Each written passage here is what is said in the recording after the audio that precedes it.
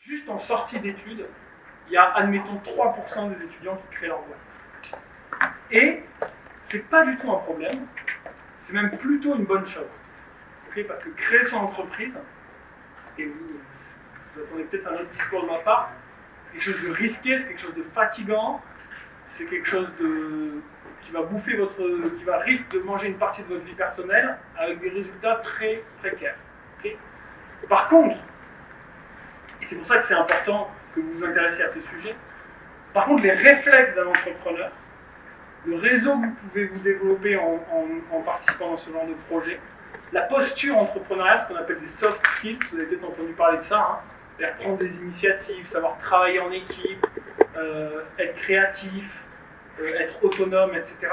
C'est des compétences qui sont ultra recherchées par les recruteurs.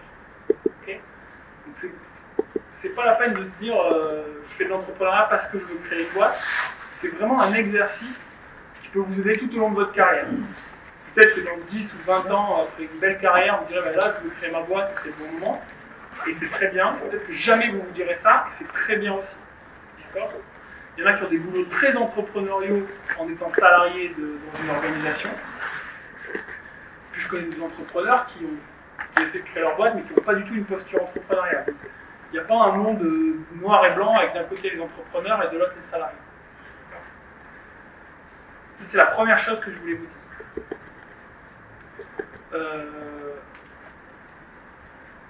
Un tout petit mot pour mon parcours, si vous voulez, pour qu'on discute après, si vous avez des questions sur ces sujets-là.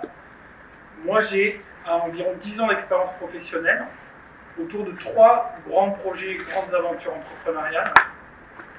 La première, ça a été la création d'un fonds de private equity, donc c'est un fonds qui investit dans des entreprises en phase de développement et qui était concentré sur des entreprises qui avaient un impact social. Des entreprises qui sont dans le champ de l'économie sociale et solidaire. Et vous allez avoir un after-talk sur le sujet. C'est des entreprises qui disent oui, je veux vendre des produits, je veux vendre des services, je veux générer du revenu pour payer mes salariés, mais je ne veux pas me limiter à ça. Je veux essayer d'avoir un impact environnemental, social, je veux permettre à des gens handicapés de retrouver un emploi, je veux permettre à des gens en banc avec la société, en rupture de banc avec la société de se réinsérer, je veux permettre de lutter contre le changement climatique. Ça, je veux que ce soit au cœur de mon projet. Okay. C'était une aventure phénoménale. Puis le point de vue d'un fonds, c'est hyper intéressant parce qu'on voit beaucoup de business models, on voit beaucoup d'entrepreneurs. Donc ça m'a bien occupé, ça m'a bien intéressé. J'ai fait une deuxième, on a, pour vous donner un ordre de grandeur, on a levé 40 millions d'euros. Et puis l'année où je suis parti, ils ont levé 60 millions supplémentaires. Donc j'ai peut-être bien fait de partir. Deuxième aventure, Impact Campus, donc une start-up qui forme les jeunes générations aux grands enjeux de la transition écologique et solidaire, donc toujours sur ces thématiques-là qui me sont intéressantes, et qui ont fait que j'ai fait beaucoup de cours en amphi, que je suis beaucoup intervenu dans des écoles et des universités. Et troisième aventure, plus récente, plus liée à une passion personnelle. Depuis 2019, je suis en train de créer une boîte qui s'appelle Virvolt, sans E, V-I-R-V-O-L-T, qui transforme votre vélo en vélo électrique. Et c'est un projet qui démarre assez bien. On est à la 3e année d'existence, on va faire autour de 700 000 € de chiffre d'affaires cette année. On est en pleine levée de fonds. Et c'est encore une aventure où là, il y a quelques années, j'étais du côté des fonds et je voyais le côté investisseur. Et là, je me retrouve de l'autre côté du miroir, du côté de l'entrepreneur qui doit aller voir des fonds. Et j'apprends beaucoup de choses. Un truc important, un conseil en tout cas, essayez de vous diriger vers des choses et des missions sur lesquelles vous allez apprendre et progresser. Je pense que c'est ça qui fait une carrière un peu épanouie, une carrière intéressante. C'est d'avoir de nouveaux challenges et d'essayer, si un jour vous vous sentez un peu confortable et que c'est un peu une forme de routine, etc., ça peut être intéressant de soit développer des nouveaux projets là où vous êtes, soit peut-être d'aller voir ailleurs pour continuer à apprendre, progresser et rencontrer des gens. Si vous voulez devenir multimillionnaire, ne créez pas d'entreprise. Okay ? Statistiquement, c'est le pire moyen d'y arriver. En fait, c'est un peu la même chose que de dire je veux devenir multimillionnaire, donc je vais prendre un ticket de loto. Okay ? S'il y en a qui sont en cursus mathématique ici, vous vous dire c'est peut-être pas en termes de probabilité, c'est peut-être pas le meilleur chemin pour y arriver. Mais si vous voulez des belles aventures, si vous voulez créer vos propres projets, si vous voulez avoir l'impression d'être un rouage important dans une toute petite machine, ça peut être fait pour vous. Il y en a au contraire qui préfèrent participer à des projets de grande ampleur. Dans ce cas-là, vous serez un plus petit rouage d'une plus grande machine. Mais globalement, ça sera un projet beaucoup, par exemple, j'en sais rien, même dans une grande organisation.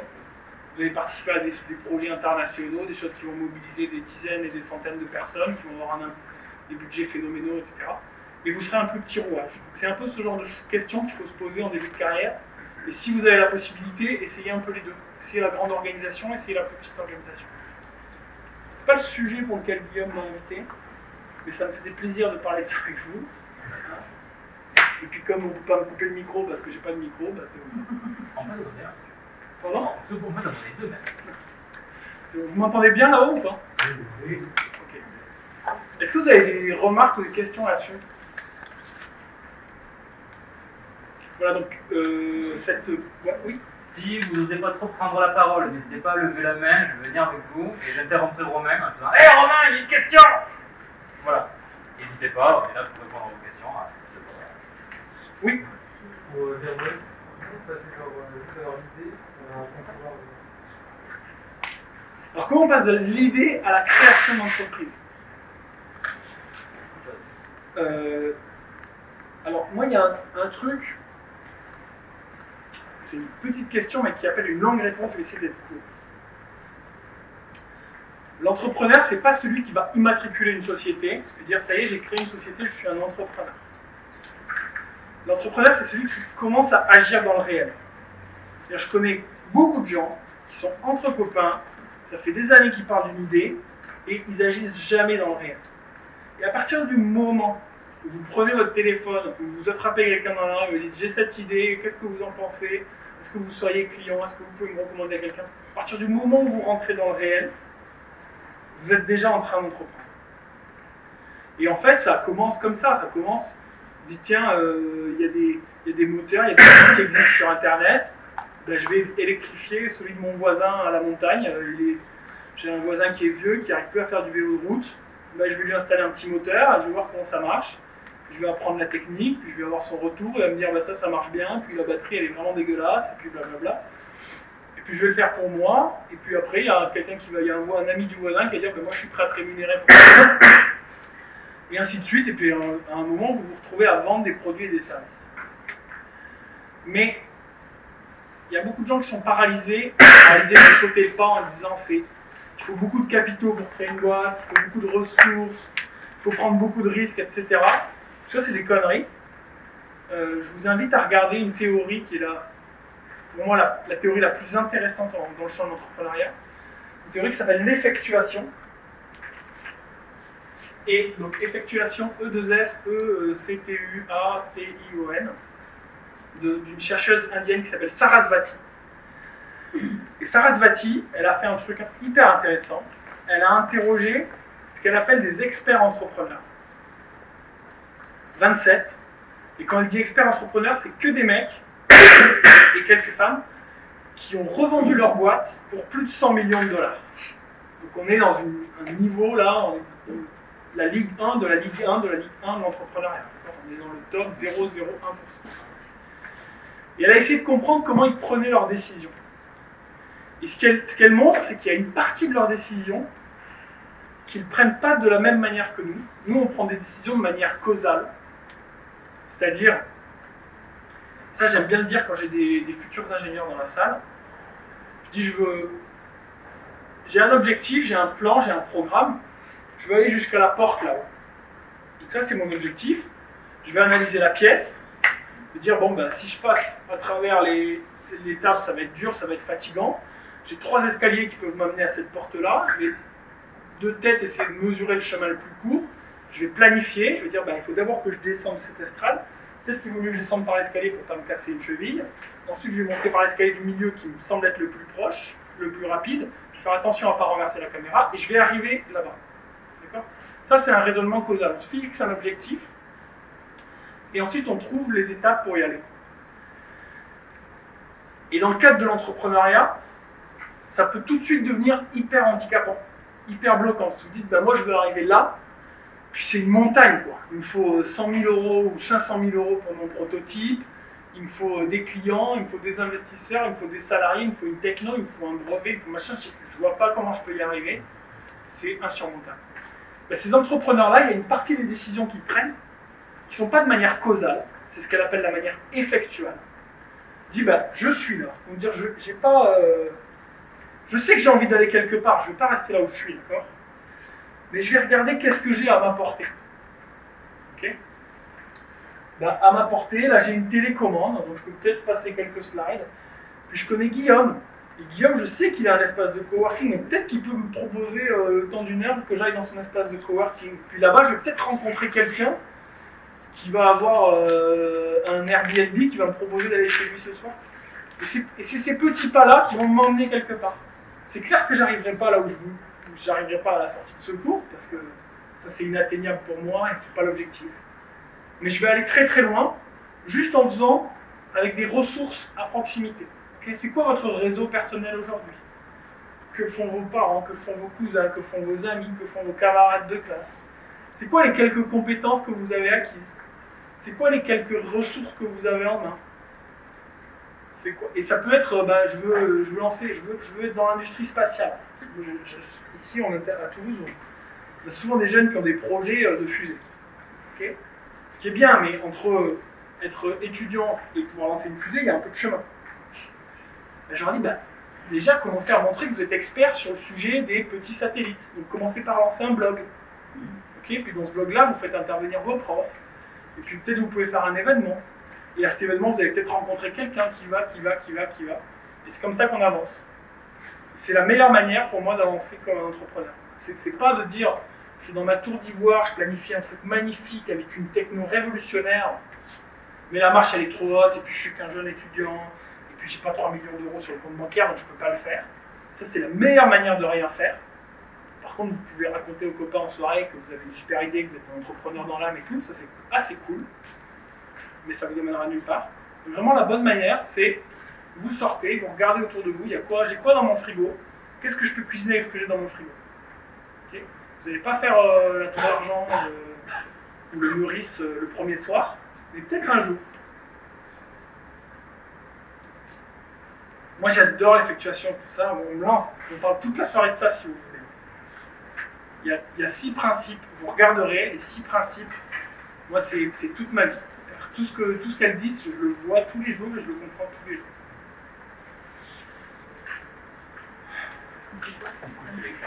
Ah super. Voilà. Ouais, exactement.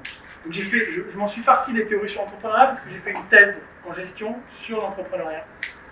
Donc j'ai lu un paquet de conneries, et ça c'est le truc le plus convaincant que j'ai lu. Donc je vous invite vraiment à le faire. Regardez. Est-ce qu'il y a d'autres questions? Oui. Vous pouvez nous dire ce que c'est les 6 principes de l'effectuation? Ouais, je vais vous en donner ceux qui me plaisent le plus, et comme ça, ça vous donnera envie d'aller voir les autres. Pardon? Ouais. Alors, il y en a un, c'est le Crazy Quilt. Le Crazy Quilt, c'est quand vous allez coudre un grand morceau de tapis, enfin un grand morceau de tissu, avec un patchwork de trucs que vous avez récupérés à droite à gauche. Et là, l'idée, c'est onboarder des gens dans votre projet. L'autre réflexe que je vois chez les étudiants entrepreneurs, c'est j'ai une super idée, j'en parle à personne, sinon on va me la piquer. C'est la pire idée que vous puissiez avoir pour que votre projet il avance. Au contraire, vous allez en parler à tout le monde. Puis il y en a un qui va dire, putain, moi ça m'intéresse, est-ce que tu peux me tenir au courant de l'avancée de ton projet? Il y en a un qui va dire, bah, moi ça m'intéresse, je voudrais m'associer avec toi. Il y en a un qui va dire, bah, moi ça m'intéresse pas directement, mais je connais quelqu'un qui... Et c'est en embarquant des gens comme ça, des futurs clients, des futurs salariés, des futurs associés, que votre projet il avance. Il y en a un autre, je ne vais pas tous les faire parce que je ne suis pas venu vous parler de ça, je vous rappelle. Il y en a un autre, c'est le pilote dans l'avion. Et ça, je ne sais pas si je vais réussir à l'exprimer clairement avec mes mots, mais il y a une autre idée qui est je ne peux pas entreprendre parce que ça ne dépend pas de moi.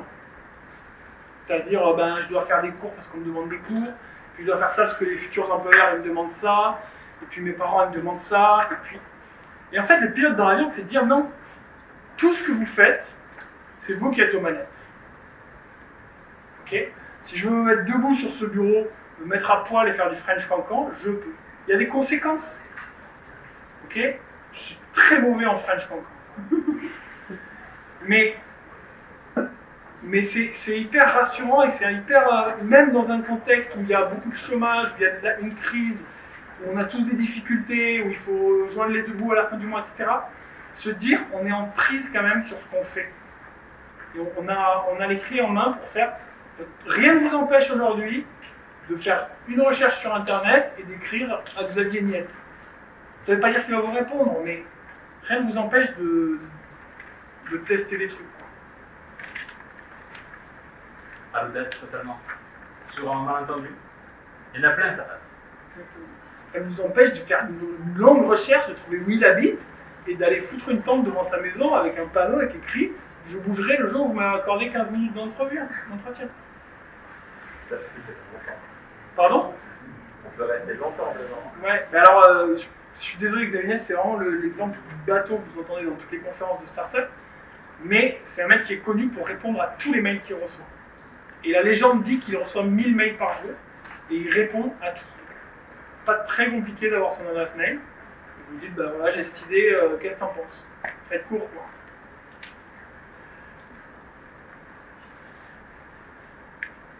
Pour compléter, du coup, franchement, si vous tentez pas, vous n'aurez jamais. Alors, le résultat est sûr, vous connaissez le résultat, ça ne marchera pas.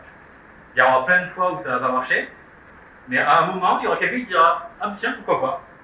Je peux au moins l'écouter, ça ne coûte pas grand-chose, 5 minutes de ma vie. Et si vous êtes assez bon au pitch, pourquoi pas? Qui ne tente rien à rien, hein, ça n'a jamais été aussi faux que dans l'entrepreneuriat, aussi vrai que dans l'entrepreneuriat. Enfin, je me trompe. Voilà, et donc moi, il y a d'autres questions?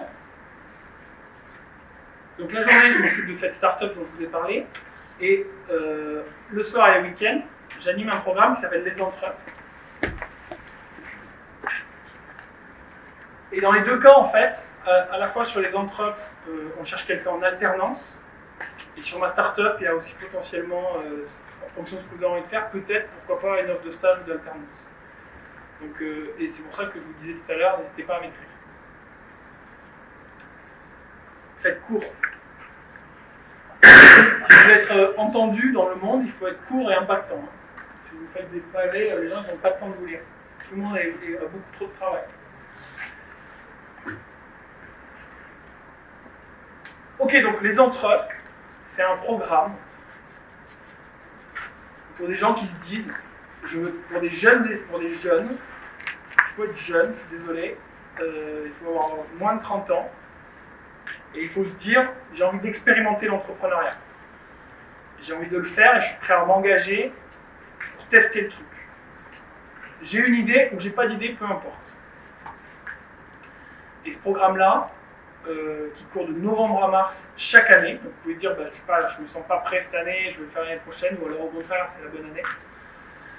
C'est vraiment, et je le dis parce que c'est pas moi qui anime les trucs, qui apporte le contenu, etc.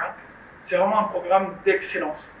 Vous allez être confronté à des chefs d'entreprise, vous allez être confronté à des spécialistes du sujet, vous allez faire un road trip de l'écosystème toulousain. C'est un programme qui est gratuit, ok. Et donc la contrepartie, c'est en dehors de vos études, hein, c'est en complément, c'est pas lié à la fac. La contrepartie de ça, c'est qu'on va vous demander de vous engager dans ce programme-là. C'est inenvisageable, mais je vais vous expliquer pourquoi. Que vous démarriez le programme, que vous constituez une équipe, que moi j'aille vous trouver des chefs d'entreprise qui vous accompagnent, qui vous consacrent du temps, etc. Puis qu'en décembre, vous dites tiens, finalement, je vais partir en échange, et j'abandonne mon équipe. Quoi. Ça, c'est inenvisageable. Donc, la seule contrepartie, c'est je m'engage dans le programme correctement de novembre à mars. Et je vais vous présenter à quoi ça ressemble.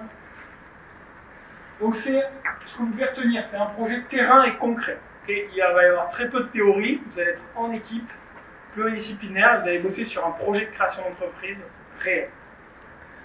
En équipe pluridisciplinaire, c'est-à-dire que vous aurez au maximum, c'est des équipes de 3 à 5 jeunes, vous aurez au maximum 2 personnes du même cursus dans l'équipe. C'est la richesse et la difficulté du programme. À quoi il ressemble ce programme? Donc, dès maintenant, vous pouvez vous inscrire en ligne si ça vous intéresse, ça n'engage à rien, c'est juste pour vous renseigner, sur lesentrepreneurs.fr. Et entre maintenant et fin octobre, moi je vais faire agence matrimoniale. C'est-à-dire que soit vous vous inscrivez comme porteur de projet, parce que vous avez une idée que vous voulez développer dans ce programme-là, soit vous dites moi je veux juste découvrir l'entrepreneuriat, j'ai pas d'idée, je veux rejoindre l'idée de quelqu'un d'autre, et vous vous inscrivez comme porteur de compétences. Et moi j'ai différents outils, j'ai une bourse aux annonces, j'ai un speed dating le 21 octobre à l'E7, donc différents outils qui vont permettre de vous faire vous rencontrer les porteurs de projets et les porteurs de compétences. Les porteurs de projets ils vont devoir vous convaincre que leur projet il est intéressant et que vous devez rejoindre leur équipe. Et les porteurs de compétences ils vont devoir convaincre les porteurs de projets qu'ils peuvent apporter quelque chose à l'équipe et qu'ils sont motivés, qu'ils seront là à ses côtés. Okay, donc c'est du dating. L'objectif c'est que fin octobre, vous soyez constitué en équipe de 3 à 5 jeunes. Je vous le répète, ça ne peut pas être 3 ou 5 de la même promo. Vous êtes maximum 2 du même cursus. Et vous candidatez non pas individuellement, mais comme une équipe. Et là, les critères de choix, donc c'est 31 octobre minuit la deadline, et le tout début novembre, on réunit un jury. Les critères de choix, ils sont très faciles. 1. Est-ce que l'équipe est pluridisciplinaire? 2. Est-ce que l'équipe est motivée et capable de s'engager jusqu'à la fin du programme?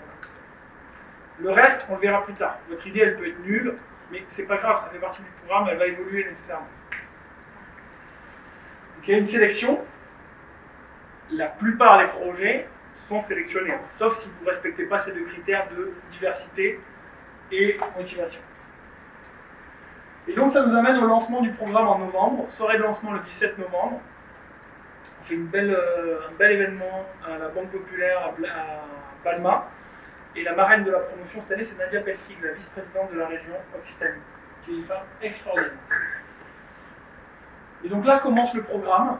Vous avez d'abord du e-learning, c'est-à-dire que vous avez accès à une plateforme web où au fur et à mesure vous allez avoir des ressources, non pas pour apprendre l'entrepreneuriat en théorie, mais pour que chaque semaine, au fil des ateliers, vous ayez les bons contenus, les bons outils pour avancer sur votre projet. À côté de ça, vous avez les fameux ateliers. C'est tous les jeudis soirs, hors vacances scolaires, il y en a une douzaine, de 18h à 20h, présence obligatoire. Et ces ateliers-là, ça va être chaque semaine une thématique qui va vous faire progresser dans votre projet. Et vous allez préparer en amont, d'accord? Donc vous lisez l'idée, le business plan, etc., etc., etc. Jusqu'à la fin où on travaillera le pitch, et ça nous amènera au pitch final. Ces ateliers-là, en plus du contenu, en plus de rencontrer des experts, etc., ils ont un truc qui est cool, j'espère qu'on pourra le faire en présentiel, on devrait au moins une partie, c'est qu'on les organise dans des lieux emblématiques de l'entrepreneuriat toulousain. D'ailleurs, on fait une étape au Catalyseur, qui est le meilleur incubateur académique de Toulouse. Est-ce que c'est ça de le préciser? Je sais pas. Il y a des nouveaux ici, je préfère le dire. Mais on va vous amener dans des pépinières, dans d'autres incubateurs, à la Cité, à l'IoT Valley, dans des espaces de coworking. Comme ça, vous découvrez un peu l'écosystème toulousain. Le but du jeu, c'est que ça vous donne envie d'y retourner, quoi. Et puis que vous rencontriez du monde. Voilà, donc ça c'est les ateliers. Ensuite, vous avez une troisième brique, c'est un duo de professionnels qui va encadrer chaque équipe. Donc chaque équipe aura un coach et un parrain ou une marraine. Le coach, c'est un professionnel en activité, comptable, banquier, RH, etc., n'importe, qui a une expertise à vous transmettre. Et le parrain ou la marraine, c'est un chef d'entreprise en activité, qui pourra aussi partager avec vous ce que c'est que d'être chef d'entreprise au quotidien, si un jour ça vous tente. Et eux, ils vont vous voir à minima chacun une fois par mois, en équipe, et en pratique, ils vous voient un peu plus souvent, et puis ils sont toujours dispo par téléphone, par WhatsApp, si vous bloquez sur quelque chose. Okay, c'est une présence bienveillante qui vous accompagne. Et puis la dernière brique de votre travail entre novembre et mars, c'est votre terrain. Hein. suffit pas de faire des beaux tableaux Excel et d'en parler en équipe. Il faut y aller. Il faut construire un prototype, il faut aller discuter avec des clients, il faut faire une étude de marché, il faut se sortir. Et là, vous allez vraisemblablement vous répartir le boulot en équipe pour que chacun avance sur différents sujets. Ça nous amène à Mars. Mars, vous avez un pitch, donc une nouvelle occasion de rencontrer des professionnels. Vous avez un business plan à remettre. Et on fait de manière, vous avez une certification à obtenir si vous êtes engagé dans le programme jusqu'à la fin. Et on fait une belle soirée où on récompense des lauréats. C'est pas un concours, hein, les entrepreneurs. L'important, c'est votre progression personnelle. On s'en fout que vous gagnez à la fin ou pas. On s'en fout que vous lanciez votre entreprise à la fin ou pas. Il y en a chaque année qui la lancent. Il y en a chaque année qui la lancent avec leur équipe, les entrepreneurs. Il y en a chaque année qui la lancent avec d'autres personnes. Et puis il y en a chaque année qui ne lancent pas, mais ça nous va très bien. Nous, ce qui nous intéresse, c'est est-ce que personnellement vous avez progressé? Est-ce que vous avez enrichi votre réseau professionnel? Est-ce que vous avez affiné votre projet de carrière? Et globalement, voilà, est-ce que vous avez un peu grandi? Est-ce que vous êtes meilleur à la fin du programme qu'au début? Et pour ceux qui veulent continuer, évidemment, on vous dirige vers les bons incubateurs, les bons dispositifs pour continuer à vous accompagner. Ok? Donc ça ressemble à ça le programme Les Entrepreneurs. C'est tout à fait compatible avec des études. Je l'ai dit, c'est un engagement. Mais c'est pas un truc qu'on peut faire comme un examen. Moi, je me rappelle mes examens, je ne foutais rien de l'année, et puis une semaine avant l'examen, je bossais jour et nuit à m'en rendre malade. Okay? Mais là, ça ne marche pas ici du tout, parce que je vous ai dit, chaque jeudi, vous allez avancer sur des thématiques différentes. Donc, la réussite du projet, c'est de travailler quelques heures, un petit peu, chaque semaine. Okay? En équipe, seul de votre côté, au moment de l'atelier ou pas, mais vous avancez un petit peu chaque semaine et tout se passera bien. Les équipes où ça s'est mal passé, c'est celles qui ont un peu, qui n'ont pas tenu, qui n'ont pas travaillé régulièrement et qui à un moment m'ont dit bah, on a 3 ateliers de retard, on n'est pas capable de rattraper, on ne sait plus quoi faire. Donc c'est jouable. C'est pas, si vous avez déjà, si vous êtes déjà dans le groupe de rock de la fac, vous êtes dans l'asso qui va faire des marottes, des SDF, que vous avez prévu un voyage et que déjà vous galérez à réviser, à valider vos partiels, ne vous rajoutez pas les entraves en plus. Okay, faites-le l'an prochain, vous faites des choix. C'est compatible avec les études, ça vous prend du temps. Personne ne s'est jamais plaint d'y avoir passé trop de temps. Les rares qui ne sont pas contents d'avoir participé au programme, c'est au contraire, c'est qui n'ont pas joué le jeu, qui ont fait un tout petit peu et qui ont dit bah, finalement j'ai rien appris, mais ouais, mais t'as rien fait. Le retour il est proportionnel à l'investissement que vous donnez. Voilà, la clé de la réussite, une équipe multicompétence, de la disponibilité, de la motivation, de l'engagement, le certificat qui va valoriser 6 domaines de compétences entrepreneuriales recherchés par les recruteurs, qui va permettre de vous différencier et de convaincre lors d'un entretien de recrutement, voilà, vous allez pouvoir valoriser. Les prochaines dates, donc depuis le 1er septembre, vous pouvez vous inscrire sur lesentrepreneurs.fr individuellement. Et avant le 1er novembre, vous devez avoir rencontré votre équipe et constitué votre équipe. Et moi, je suis là pour vous aider. Et si vous voulez que je vous aide, il faut que vous soyez inscrit sur lesentrepreneurs.fr pour que je puisse vous faire parvenir des communications. Le 21 octobre, soirée de speed dating à l'N7. Là, il y a des équipes qui sont peut-être déjà construites d'ici là, mais c'est vraiment une bonne occasion d'aller discuter ensemble. Et lancement le 17 novembre. Voilà. Si ça vous intéresse, ça se passe sur lesentrepreneurs.fr et je suis à votre disposition si vous avez des questions. Si vous voulez aller boire des coups, vous pouvez aller boire des coups. Donc déjà, merci Romain, pour l'applaudir.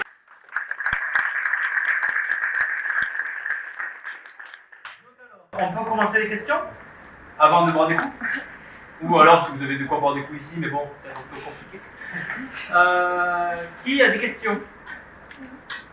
Qui a des réponses? Ah, une question. J'ai une question.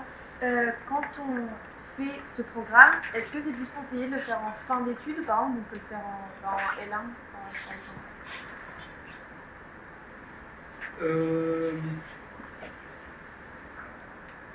C'est une bonne question. On a de Bac+1 à doctorat dans Donc c'est vraiment ouvert à tous. Je remarque que, je ne vais pas faire de généralité, mais juste après le bac, il y en a certains qui manquent de maturité pour bosser seuls. Parce que mine de rien, jusqu'au bac, on vous tient pas mal la main, ce qui est normal. Là, il faut être capable de... C'est à vous de voir avec vous-même. Est-ce que je suis capable d'appeler mon équipe, qu'on se retrouve chaque semaine? Moi, de mon côté, vous n'aurez pas un prof derrière qui vous mettra des coups de bâton, quoi. Donc, il faut une certaine maturité. Il y en a qui ont cette maturité à 15 ans, il y en a, il faut attendre 35 ans. Ça, c'est personnel. Après, ceux qui veulent créer leur boîte dans la foulée, qui ont vraiment un projet précis, qui veulent créer leur boîte dans la foulée des entreprises, c'est aussi bien d'être plutôt en fin d'études. Donc à vous de voir. Mais c'est vraiment ouvert à quel que soit votre année. Pour compléter ce que dit Romain, au catalyseur, on a différents profils d'étudiants. On note que, notamment les premières années, alors il y en a plein qui ont des projets, qui décident de se lancer, qui ne lancent pas forcément la boîte juridiquement parlant, mais de se lancer dans l'aventure. Mais ils vont prendre plutôt leur temps. Ils vont avoir un rythme plus lent. Ils prennent plus le temps de mûrir l'idée, de la changer, de la modifier, de l'adapter en fonction de ce qu'ils trouvent sur le terrain. Tandis que des gens qui sont en fin de cursus, donc L3 voire L2, eux vont être plus décidés déjà, avoir une idée assez fixe de ce qu'ils vont faire pour le lancer directement à la suite de la fin du diplôme. Donc ça, c'est des tendances. Après, ça ne veut pas dire que le reste n'existe pas. Mais c'est un peu ce qu'on observe. Et après, à voir si c'est ce que tu veux faire. Parce que parfois, ça peut être des petits projets que tu veux déjà lancer pour justement prendre de l'expérience à côté et ensuite lancer vraiment un gros truc. Il y en a qui le font. Ou alors, si c'est directement lancer ta boîte, mais après, il faut mesurer voilà, un petit peu la capacité que tu as à gérer à la fois études, boîte, le développement de la boîte qui va derrière, etc. Après, tout est possible. Mais c'est à voir si ce que tu veux faire, si tu es prête à ça, à l'énergie que tu vas pas mettre dedans, parce que forcément, c'est de l'énergie. C'est un peu comme un bébé, mais ça crie moins. Par contre, c'est le SAT derrière. Et les taxes. Non, mais d'accord, voilà. C'est quelque chose à juger. Avons-nous d'autres? C'est bon? On va bien. Une question. Le choix de la forme juridique de l'entreprise doit être prédéfini. Dans les entreprises? Il y a un atelier, plutôt des ressources là-dessus qui vont vous guider vers quel choix juridique vous devez faire. C'est aussi une question qui revient souvent chez les étudiants, le statut juridique. En fait, c'est une question assez secondaire dans un projet. Et assez facile.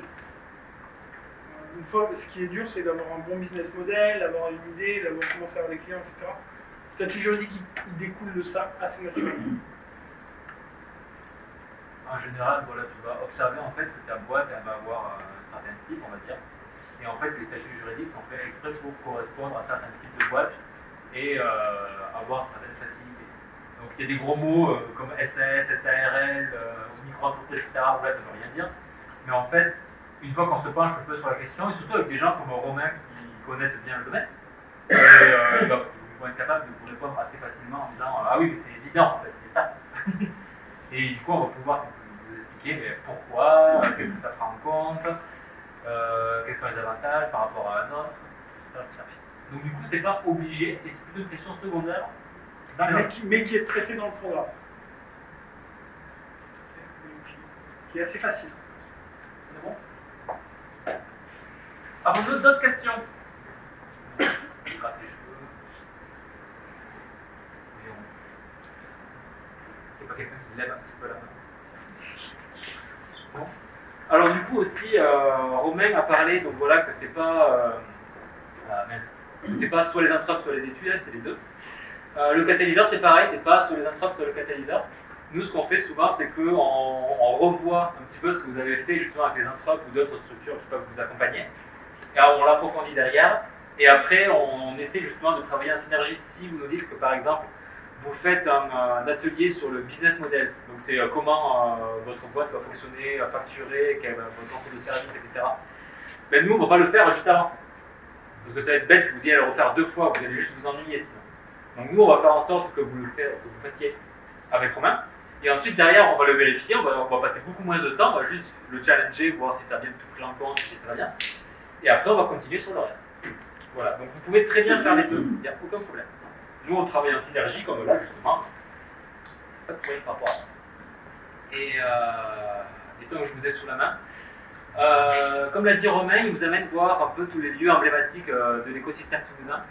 Il ne faut pas hésiter, parce qu'en fait, moi ce que je note très souvent, que ce soit dans la vie personnelle ou plus professionnelle, c'est que tout le temps rester dans le même groupe, ça s'appelle la zone de confort. Et en fait, au bout d'un moment, c'est plus une zone de confort, c'est une zone de consanguinité. Tout le monde est d'accord avec la même vision et on n'a aucune diversité. Donc au contraire, voilà, allez voir ailleurs, vous ouvrez le frigo, nous on est en bas à gauche à côté des patates, mais n'hésitez pas à en rajouter un peu partout dans le frigo. Plus vous connaissez de gens, plus vous dites ah mais oui, je peux contacter machin, je peux contacter bidule, n'hésitez pas. C'est comme ça qu'on se fait du réseau, à la tchatch, à l'audace. Faut pas avoir peur, de toute façon tout ce que vous avez à perdre c'est juste 5 minutes de votre temps. Donc si vous croisez Xavier Niel dans la rue, pareil. Voilà. Donc c'est quoi l'effectuation? Vous avez 2 heures. Non mais voilà, donc n'hésitez pas à regarder les réseaux pour vous tenir informé, à ne pas rater les deadlines. Question? Juste le coup qui gratte? Non, t'as une question. Non mais blague à part, voilà. Aussi, j'ai ramené des petites plaquettes pour celles et ceux qui sont intéressés. Il y a tout ce qu'il vous faut. Voilà, donc par exemple, au milieu, c'est le programme d'accompagnement, qui peut ressembler un petit peu à ce que vous faites avec les business models, les stratégies commerciales, etc. N'hésitez pas si vous avez besoin d'informations. Est-ce qu'on a d'autres choses à rajouter? Je pense pas. Qui, de cette présentation-là, qui envisage, par exemple, d'essayer de participer aux entrées juste à main levée? Ça engage à rien, c'est juste pour avoir une idée. Ah, trop tard, c'est bon, sur inscrit. Ok. Et merci de votre attention.